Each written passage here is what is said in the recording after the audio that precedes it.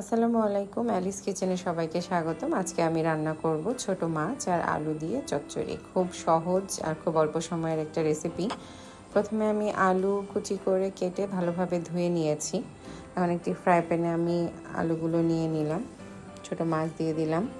চেষ্টা করবেন ফ্রাই প্যানে রান্নাটা করার, তাহলে খুব অল্প তেলেও রান্নাটা ভালো হবে। মরিচ কুচি দিয়ে দিলাম, রসুন কুচি দিয়ে দিলাম, পেঁয়াজ কুচি, কাঁচা জিরাটা অবশ্যই দিবেন, ফ্লেভারটা ভালো আসে। হলুদের গুঁড়া, মরিচের গুঁড়া, লবণ আর তেল দিয়ে দিলাম। এখন আমি হাত দিয়ে একটু আস্তে আস্তে মাখিয়ে নিব। ছোট মাছ যেহেতু কাটা থাকে, একটু সাবধানে সবাই মাখাবেন আর চেষ্টা করবেন হাত দিয়েই মাখানোর, তাহলে মিক্সিংটা ভালো হয়। পেঁয়াজটা মোটা করে দিয়েছি, কারণ পেঁয়াজটা মোটাভাবে দিলে তরকারিটা দেখতেও ভালো লাগে আর খেতেও ভালো লাগে। রান্নাটা হয়ে গেলেও পেঁয়াজটা একটু মোটা মোটা থাকে, যেটা একটা আলাদা টেস্ট নিয়ে আসে তরকারিতে। আমার মাখানোটা হয়ে গিয়েছে।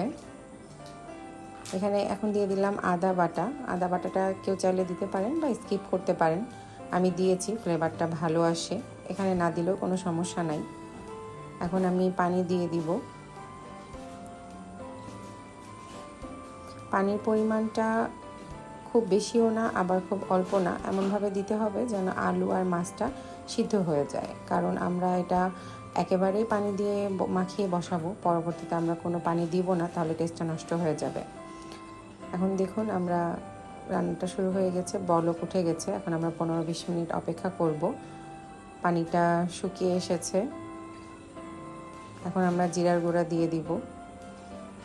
পানিটা একদমই শুকিয়ে গেছে, জালটা অনেক কমিয়ে দিতে হবে আর হালকা আঁচে রান্না করতে হবে। দেখুন নিচের দিকে কিছুটা লেগে লেগে গেছে, তেল বের হয়েছে। আমাদের রান্নাটা কমপ্লিট হয়ে গেছে। আশা করি সবার ভালো লাগবে। যদি ভালো লাগে লাইক, কমেন্ট, শেয়ার দিয়ে পাশে থাকবেন। সবাই ভালো থাকবেন। আসসালামু আলাইকুম।